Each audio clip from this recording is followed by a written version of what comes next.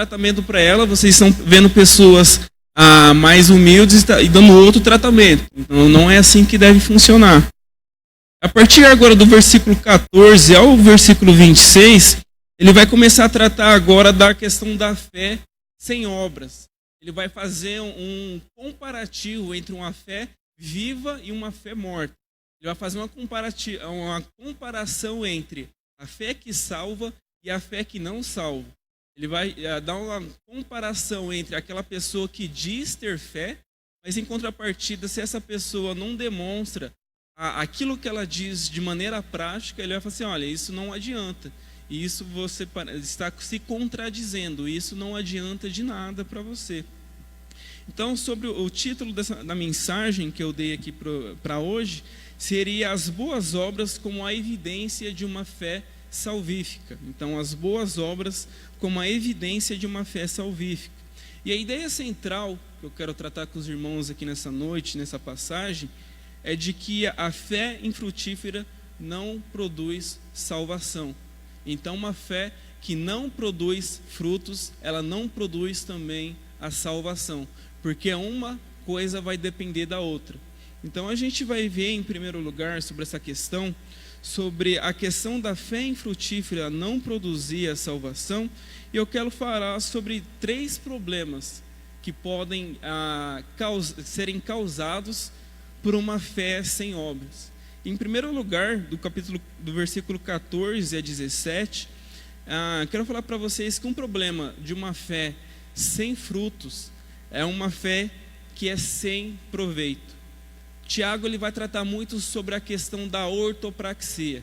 Ortodoxia é nós crermos de maneira correta, nós crermos naquilo que é correta. Credos e confissões servem para isso, para falar assim, olha, eu creio que Jesus é o Cristo, eu creio nisso de maneira correta, então está tudo ok. Olha, então vocês têm um credo, beleza, vocês têm um credo bacana, vocês têm um credo que não contradiz as escrituras, então assim vocês estão ok.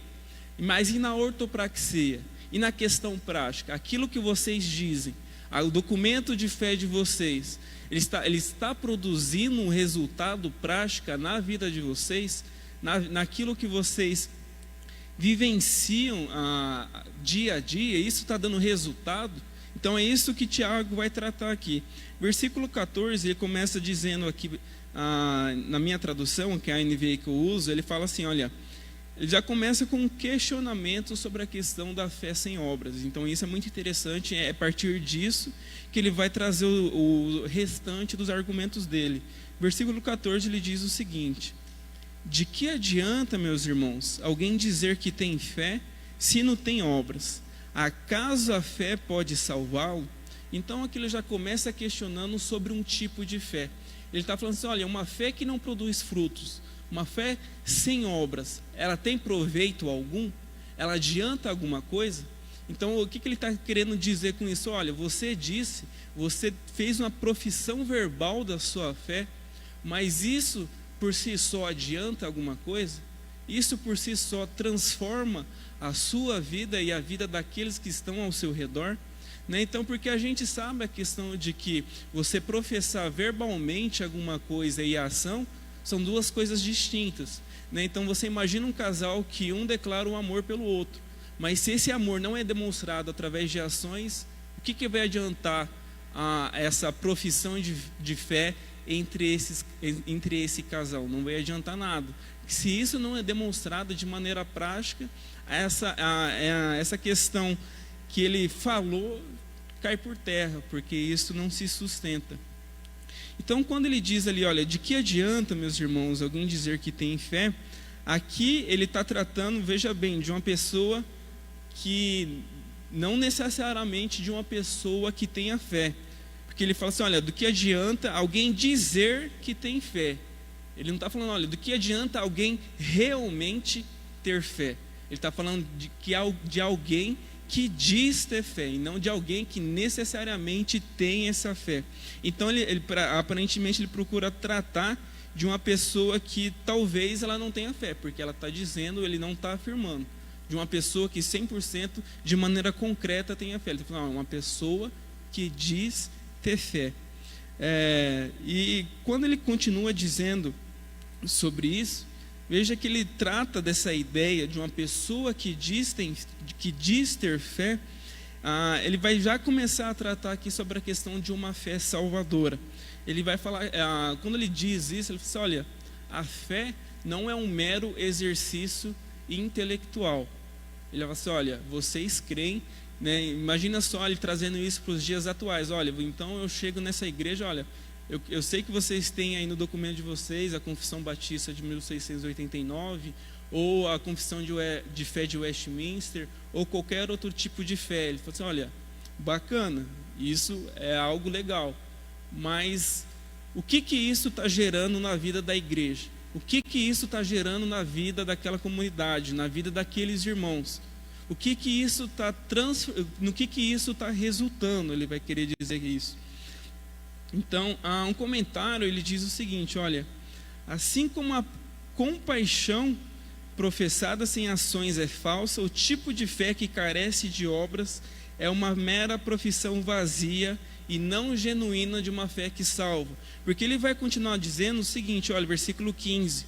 Se o irmão ou irmã estiver necessitado de roupas e do alimento de cada dia, um de vocês lhe disser, olha, vá em paz, aqueça-se e alimente-se até satisfazer-se, sem porém lhe dar nada, do que adianta isso? Assim também a fé sem obras por si só, se não for acompanhado de obras, ela está morta. Então aqui ele vai trazer um exemplo da prática do exercício da piedade.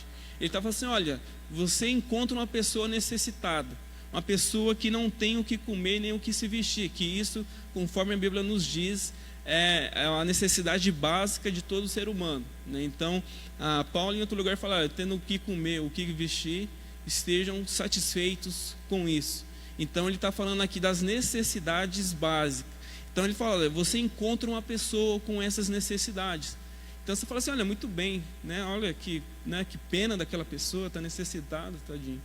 Olha que está precisando de comida, está precisando de alimento, está precisando de vestes. Mas você fala assim, olha, né, se mantenha aquecido aí, né? Não sei, você está sem roupa aí, sem calçado, né? Dá um jeito, caminha pela areia que é mais confortável do que, né, você está descalço aí. Ele fala assim, olha, você identificou alguma coisa aí por essa prática, ele diz, olha, você disse umas palavras muito bonitas, você disse algo que é uma verdade, olha, ele está necessitando de alguma coisa, mas isso que você falou não se transformou em algo que é útil. A isso que você professou não se transformou em algo que transforma a vida ou sua ou a vida do seu próximo. Qual que vai ser o proveito disso? É o principal questionamento disso. E Paulo, em Romanos capítulo 6, versículo 10, ele diz o seguinte: Deus retribuirá a cada um conforme o seu procedimento. E em Mateus capítulo 7, versículo 15 a 18, ele diz o seguinte, Jesus dizendo essas palavras, olha, cuidado com os falsos profetas. Eles vêm a vocês vestidos de pele de ovelhas, mas por dentro são lobos devoradores. Vocês os reconhecerão por seus frutos. Pode alguém colher uvas de um espinheiro ou figos de ervas daninhas? Semelhantemente, toda árvore boa dá frutos bons, mas a árvore ruim dá frutos ruins. A árvore boa não pode dar frutos ruins, nem a árvore ruim dar frutos bons.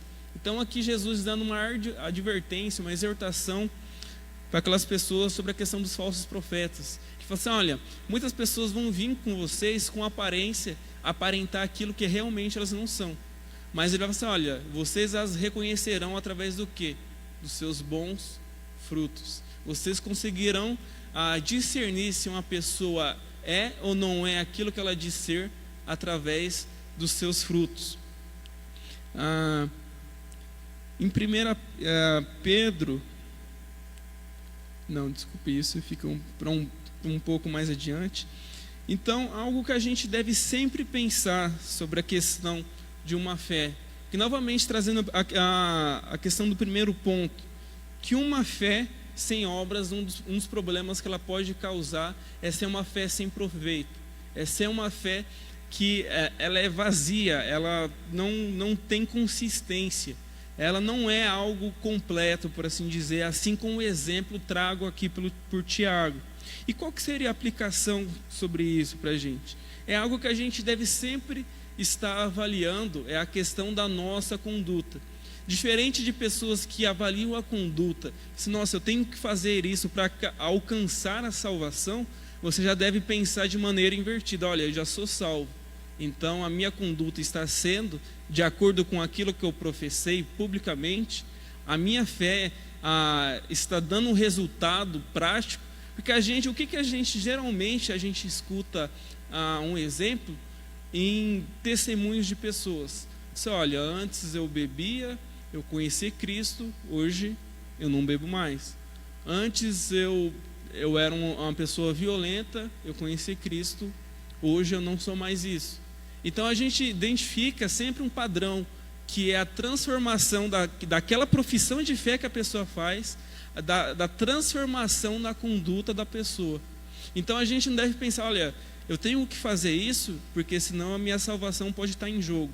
Então a gente inverte essa visão de que eu já sou salvo, então eu tenho que me portar de acordo com aquilo que eu professei, de acordo com aquilo que eu diz crer, que é as Sagradas Escrituras e tudo aquilo que o Senhor nos deixou. Então isso é que a gente sempre deve estar pensando, orando sobre as nossas vidas. Olha, hoje eu errei aqui, hoje eu errei aqui. Então a gente deve sempre estar em oração para que Deus transforme as nossas condutas, que é algo muito difícil de lidar. O próprio Tiago vai falar, não sei se já foi, no capítulo 3 ele fala sobre isso, sobre a questão do problema da língua, que ele fala, olha, porque isso é muito difícil, porque uma coisa pequena pode se transformar numa coisa grande, que ele fala sobre o problema da língua. Então isso que a gente deve sempre se questionar, sobre a nossa conduta, não por transformar a nossa conduta para ter um resultado através da nossa conduta, mas a gente deve ter a nossa conduta porque nós já tivemos no passado alguma coisa que deve transformar ela. E em segundo lugar, algo que a gente vai perceber de uma fé infrutífera, de uma fé sem obras, vai ser que essa vai ser uma fé que é uma fé insustentável. Versículos 18 e 19. Mas alguém dirá: você tem fé, eu tenho obras. Mostre-me sua fé sem obras, e eu lhe mostrarei a minha fé pelas obras. Você crê que existe um só Deus? Muito bem, até os demônios creem e temem. Então aqui, quando ele começa dizendo, mas alguém dirá, isso é uma forma de imaginar um adversário. Então ele está falando isso, e ele escreve isso e fala assim, então provavelmente alguém pode ser que alguém diga isso. Então, e quando ele diz isso, olha, mas alguém dirá, você tem fé e eu tenho obras, o que ele quer dizer com isso? Então quer dizer que no momento da leitura dessa carta, ou no momento de explicar essa situação, pode ser que alguém se levante e diga o seguinte, olha, eu tenho a minha fé. Então pode ser que eu tenha a minha fé e a Natália, ela vai ter as obras, e já o Natan, ele vai ter fé, mas o Alex vai ter obras. Então o que ele quer dizer com isso? Olha, então umas pessoas vai ter isso e umas pessoas vai ter isso. Eu tenho a minha fé e umas pessoas têm obras. Alguns comentaristas dizem que provavelmente esse seria um argumento usado pelas pessoas de situação financeira melhor como desculpa para não ajudar os mais pobres, os mais necessitados. Então você olha, eu não preciso fazer as boas obras porque eu já tenho a minha fé. Então deixa a questão das obras com eles, eu não preciso disso, que eu já tenho a minha fé. Então ele quer dividir isso daqui, mas Tiago vai falar assim, olha, não é assim que funciona. Não é você ter uma porção, Então eu tenho fé, o Mateus tem fé, outra pessoa vai ter obras. Ele fala de maneira nenhuma, e isso deve ser um conjunto, isso deve andar junto. E ele vai nos dizer ainda sobre isso, sobre a questão de que uma pessoa professa, olha, eu tenho fé, você tem obras. Então ele vai assim, olha, então me mostra a sua fé sem nenhum resultado visível. Me mostra o resultado da sua verdadeira fé sem nenhum fruto. Como que isso vai ser tangível à vista dos homens sobre uma fé que não tem resultado nenhum? Como que a gente vai acreditar que uma pessoa é verdadeiramente transformada por Deus, se ela mesma não tem transformação nela própria, ou se isso não produz frutos, se isso não produz resultados, né? Então a gente tem que validar certas declarações, certas visões de declarações de fé sobre essa questão. Como que eu, pelas minhas boas obras, não que, novamente falando, as obras elas não vão resultar em algo, mas elas já são resultado de algo, que é da nossa salvação. E ele vai falar assim: olha, você com a sua fé sem obras é algo insustentável, é algo que não dá para a gente definir se é verdadeiro ou se é falso, né? Então imagina só, trazendo um exemplo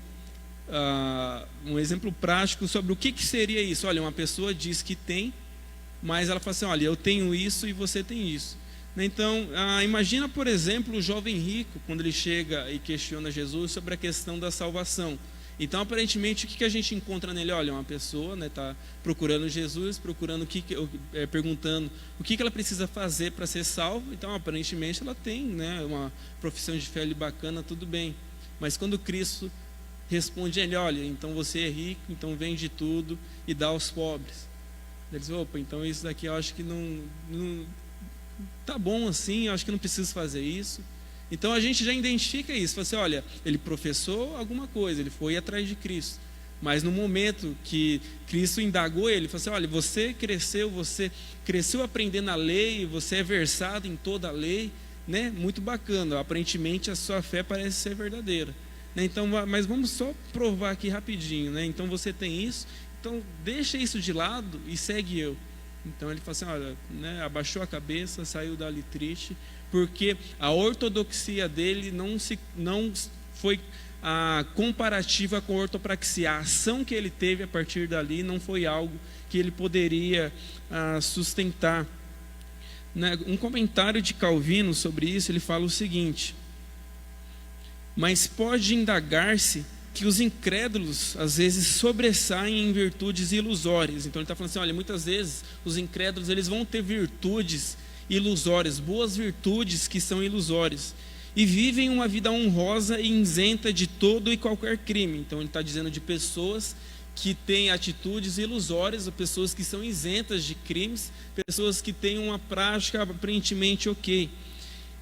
E daí, se é possível, que existem obras aparentemente excelentes a partir da fé. Aliás, nem Tiago sustenta que todo aquele que aparenta bom possui fé. Ele quer dizer apenas que a fé, sem evidência de boas obras, é inútil, porque o fruto sempre provém da raiz viva de uma boa árvore. Então Calvino, o que ele quer dizer com isso? Fala, muitas vezes pessoas aparentemente vão parecer boas, pessoas que são isentas de problemas de conduta, que dizem ter fé. E ele fala assim: olha, muitas vezes isso não vai ser o resultado prático de pessoas que têm fé. Muitas pessoas vão trabalhar, podem servir a igreja, podem cantar na igreja, e ainda assim não tem fé. E ele entende bem isso.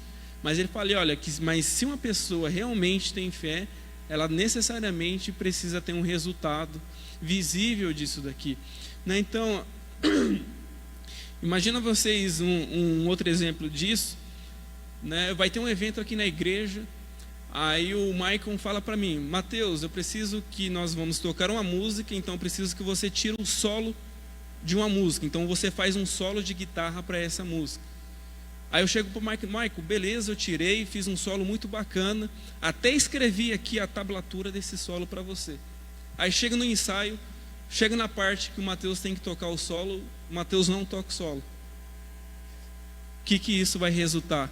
Né? Eu falei para o Maicon: olha, eu tirei o solo está super bacana aqui, eu transcrevi o solo aqui para você, mas chega no momento o Mateus não toca. Fala assim: a guitarra aqui está ruim, né? O Emerson baixou lá e estragou o som da guitarra, não deu mais para tocar, coisa assim. Mas daí chega outro ensaio, vai lá, Mateus, faz o solo daquela parte. Mateus não faz o solo de novo. Mas Mateus, você escreveu aqui o solo, você falou que tirou o solo, né? Cadê o solo? Cadê, né, você tocando ali e não sai? Você, né, dá uma desculpa ali, outra coisa ali. Né? Então e qual que seria a evidência real de que o Mateus conseguiu tirar esse solo? É o Mateus tocar o solo. Se o Mateus falar, olha, eu tirei, ele pode transcrever aqui o solo, mas se ele não tocar, qual que vai ser a evidência? Então o que ele fala? Olha, se eu toco o solo, mas não transcrevi, nem falei que eu tirei, eu posso demonstrar que realmente eu sei.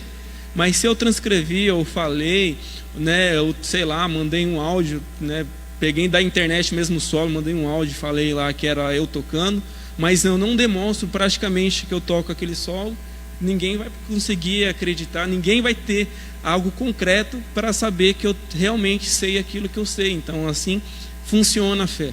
Então a gente entende de que deve haver transformação. Imagina só também com a mulher samaritana, ela se encontra com Jesus, ela tem uma transformação e ela produz frutos, porque quando ela volta, pessoas passam a crer em Jesus a partir dos frutos que ela deu. E qual que seria a aplicação sobre isso?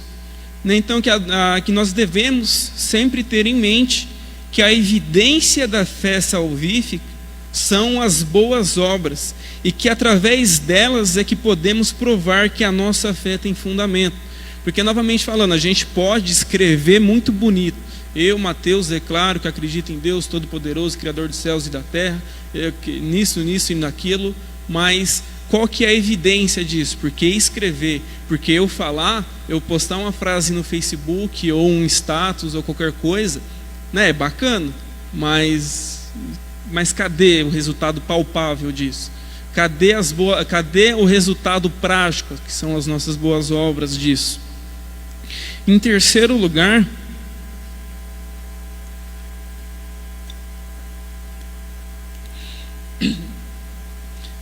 um outro problema de uma fé infrutífera, versículos 20 a 26, é que ela vai ser uma fé incompleta, uma fé sem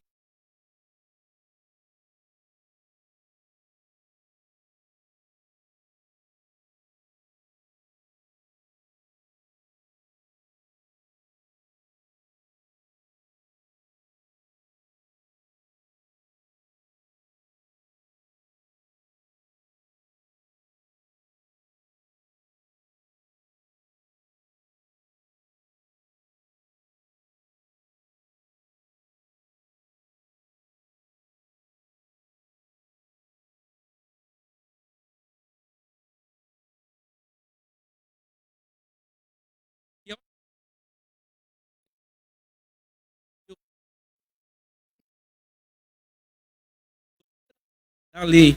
Ele fala que, olha, não tem a circuncisão, cumprimento da lei, ou se Deus,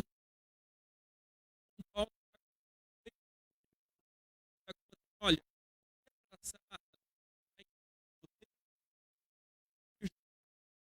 e não é isso que traz a salvação. Então essa é a perspectiva de Paulo sobre obras, são as obras da lei. E a perspectiva de Tiago sobre a questão das obras é que, primeiro, Tiago parte de um pressuposto que a questão da fé é uma aliança, digamos assim, de obediência a Deus. Então, quando ele fala sobre a questão de obras, ele fala que são obras da fé e não obras da lei, assim como Paulo trata sobre a questão da justificação pela fé. Ele está falando assim, olha, não são as obras da lei que vai salvar vocês, mas Tiago ele não fala sobre obras da lei. Tiago está falando aqui de obras por resultado da obediência a Deus. Então ele está falando de obras de fé em compromisso de obediência a Deus, para a gente entender melhor um pouco dessas nuances sobre a questão de obras, né? Obra salva ou não salva, né? Como funciona. Então isso a gente deve entender a perspectiva. Paulo está falando assim, olha, as obras da lei não vai te salvar.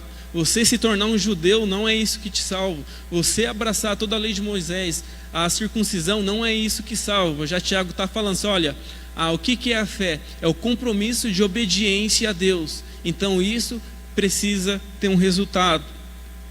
E quando, a partir do versículo 20 e 25, né, falando aqui de uma fé incompleta, Tiago ele não vai comparar aqui método de salvação. Tiago não vai comparar aqui que uma pessoa é salvo por fazer coisas e uma pessoa é salvo por ter fé, né? Então ele não vai fazer essa comparação de fé versus obras, mas ele vai comparar dois tipos de fé. Então veja bem, Tiago ele não compara métodos de salvação, ele não compara tipos de salvação, salvação por obras e salvação por fé. Ele compara tipos de fé, uma fé que é viva e uma fé que é morta, uma fé que salva e uma fé que não salva. Quando ele segue dizendo sobre isso, um comentário que eu vi sobre essa questão diz o seguinte: olha, nesse sentido, admitimos plenamente que o homem é justificado por obras, como quando alguém diz que uma pessoa se enriquece pela compra de uma grande e valiosa propriedade, porque as suas riquezas antes ocultas, fechadas num baú, se tornaram assim conhecidas. Então veja bem, quando ele trata sobre a questão de fé, ele fala assim, olha, assim como uma pessoa era rica e a gente não sabia, né, então a gente vê aqui que, por exemplo, usar o Natan de novo, a gente acha que o Natan é pobre, porque a gente não acha a riqueza dele, porque a riqueza dele está num baú, mas ele vai e compra uma mansão. Então a gente consegue ver que o Natan é rico através daquilo que ele colocou externamente às nossas visões. Então ele abre o baú dele, compra uma casa, então assim a gente consegue enxergar isso, né? Então esse é o exemplo que a citação de Calvino ele fala sobre isso. E sobre a questão da fé incompleta, a partir do versículo 20, ele diz o seguinte: insensato, quer certificar-se de que a fé sem obras é inútil? Então ele está falando assim, olha, então você quer ver uma maneira de que a fé sem obras é algo inútil. Então aqui falando sobre a questão de ser uma fé incompleta, ele começa e ele vai nos dar 3 ilustrações: a ilustração de Abraão, a ilustração de Raabe e a ilustração da alma e do corpo e da alma. Então, em primeiro lugar, sobre a questão de uma fé incompleta, a gente vai ver que fé e obras elas vão atuar juntas através do exemplo de Abraão. Versículo 21 a 23 diz assim, olha, não foi Abraão, nosso antepassado, justificado por obras? Que obras são essas? Não a circuncisão, não ele obedecer à lei de Moisés, mas obras por obediência a Deus. Ele segue dizendo, quando ofereceu seu filho Isaque sobre o altar, versículo 22, você pode ver que tanto a fé como as obras estavam atuando juntas, e a fé foi aperfeiçoada pelas obras. Cumpriu-se assim a escritura que diz, Abraão creu em Deus e isso lhe foi creditado como justiça, e ele lhe foi chamado amigo de Deus. Então a gente começa a entender melhor através dos exemplos que Tiago dá sobre as ilustrações de personagens bíblicos. Em primeiro lugar, de que a fé a fé e as obras elas atuaram juntos nesse exemplo que ele dá de Abraão. Ele falou assim, olha, Abraão não foi justificado através daquilo que ele fez, então ele foi salvo, então logo ele produziu uma fé tão inabalável que mesmo Deus dando uma ordem para que ele matasse o próprio filho, ele iria cumprir aquilo, não entendendo 100%, né, o que Deus queria com aquela prova que fez a ele, mas ainda assim ele cumpriu aos propósitos de Deus, ele cumpriu aquilo que Deus colocou a ele de maneira obediente. Então isso é uma obra que demonstra a fé através da obediência a Deus. E em segundo lugar, ainda falando sobre a fé infrutífera ser uma fé incompleta, ele vai dar o exemplo de Raabe, versículo 25.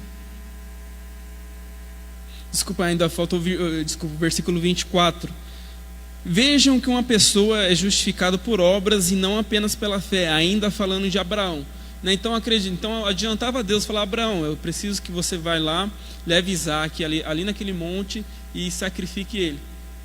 Você, não, beleza, estou indo, né? Ele fala para Deus, estou indo, né? Daí, né, imagina esse diálogo, né? E Abraão fala e não vai. Então a gente vê que o resultado disso é, não, tudo bem, eu vou lá e vou fazer o que o Senhor deseja. Versículo 25, o exemplo de Raabe, caso semelhante ao de Raabe, a prostituta. Não foi ela justificada pelas obras quando acolheu os espias e os fez sair por outro caminho? Então, no exemplo de Raabe, a gente vê novamente a ilustração que Tiago nos traz sobre a questão do que a fé produz na pessoa. Então, veja bem que Tiago ele não vai consentir com aquilo que Raabe era antigamente. Ele não vai achar bacana aquilo que ela era antigamente, né? Então, porque ela é falada aqui que ela era uma prostituta. Mas ele vai falar assim, olha, realmente, aparentemente, ela houve uma transformação na vida dela. E de que maneira isso foi feito? Ela foi lá e levantou a mão e falou: eu creio em Deus Pai Todo-Poderoso, Senhor Criador dos céus e da terra, né, que foi morto por Pôncio Pilatos. Ela não fez o credo apostólico, o credo niceno, de Westminster ou qualquer outro credo. Ela simplesmente pela obra, né? Então ela houve a vida dela transformada. Então, através disso, aquilo que ela fez demonstrou a transformação na vida dela. Aquilo que ela fez resultou para ela como a justificação dela. Então ela conseguiu demonstrar a verdadeira fé, a fé salvífica dela, não através de simplesmente falar ou simplesmente, né, escrever em algum lugar. Ela simplesmente agiu de acordo com a fé dela.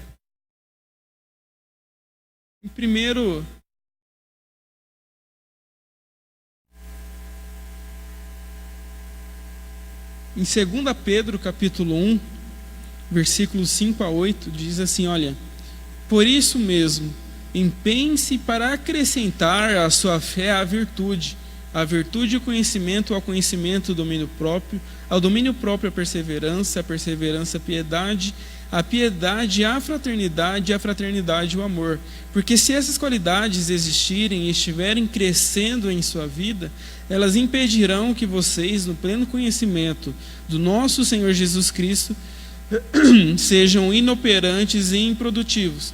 Primeiro versículo ele diz, olha, por isso mesmo, empenhe-se para acrescentar à sua fé virtude. Então, quando Pedro escreve isso, ele fala assim, olha, né, então vocês creem, mas empenhe-se, trabalhe para acrescentar naquilo que vocês creem a virtude, que isso vai transformar vocês e impedir que vocês sejam infrutíferos. E o último exemplo que Tiago nos traz aqui é sobre a questão do corpo e da alma, versículo 26.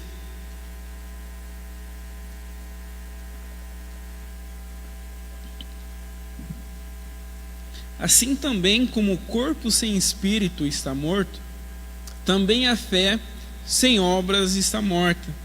Comentário histórico-cultural do Novo Testamento, ele nos diz o seguinte sobre esse versículo: corpo e alma.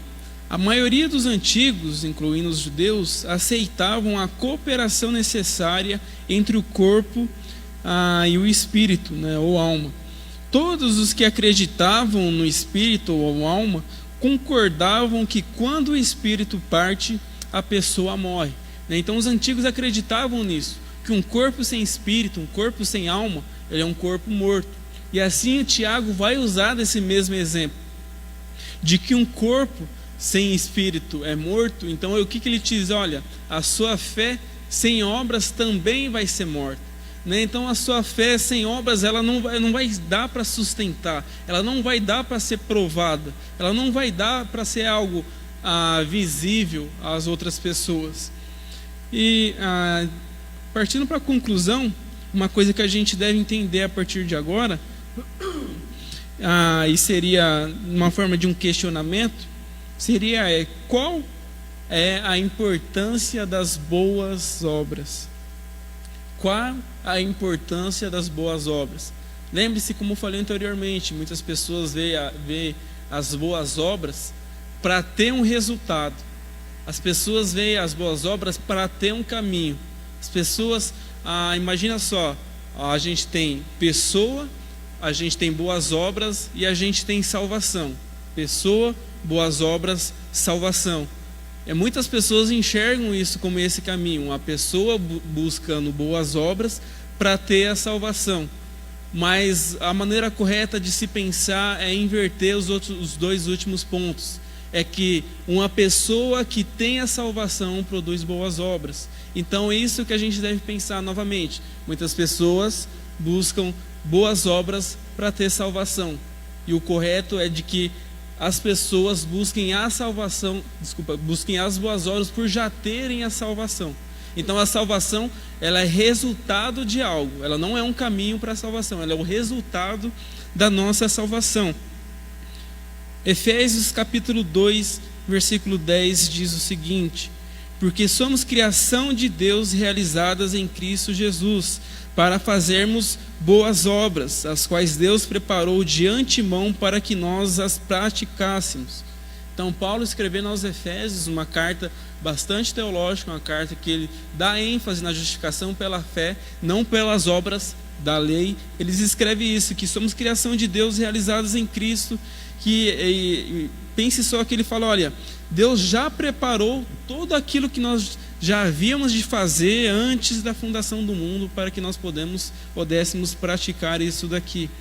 E as próprias palavras de Senhor Jesus Cristo, numa passagem bem famosa, quando ele fala sobre a questão de luz do mundo e sal da terra, ele termina aquela passagem dizendo, olha, assim brilhe a luz de vocês diante dos homens, para que vejam as suas boas obras e glorifiquem ao Pai de vocês que está no céu.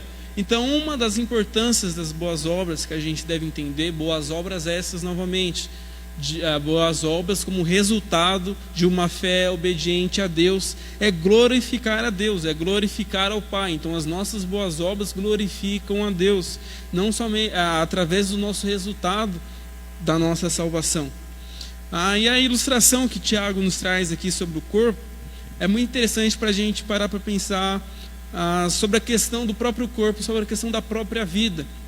Eu li isso em algum lugar que diz o seguinte, olha, a vida no corpo, ela é demonstrada a partir do trabalho da respiração, do bater do coração e de outras muitas funções do organismo vivo. Então, como identificamos uma pessoa viva? Através do coração está trabalhando, através do seu pulmão que está trabalhando e muitas outras funções que estão trabalhando no corpo de uma pessoa, e isso demonstra a vida que está nela.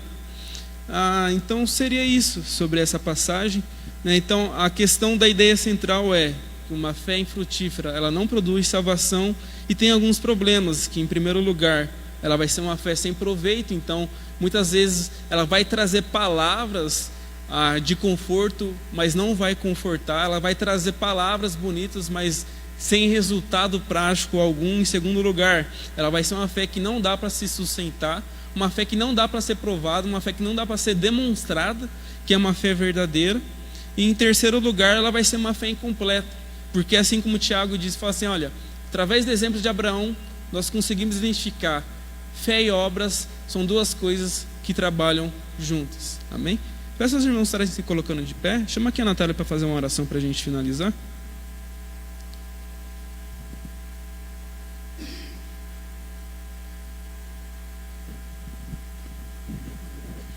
Senhor, nós te agradecemos, Pai, por esse momento, Senhor, que o Senhor falou conosco, Senhor.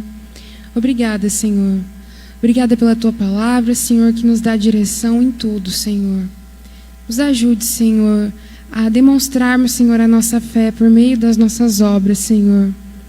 Obras de obediência, obras que glorifiquem o Senhor, meu Deus. Que nós não nos apoiemos nessas obras, mas que através dessas obras, Senhor, nós possamos glorificar o Teu nome, Senhor. Obrigada, Senhor, por esclarecer a nossa mente, Senhor, por nos dar a salvação, Senhor. Muito obrigada, Senhor. Leva-nos em paz, Senhor, e que essa palavra possa ficar gravada nos nossos corações, Senhor. Em nome do Senhor Jesus. Amém.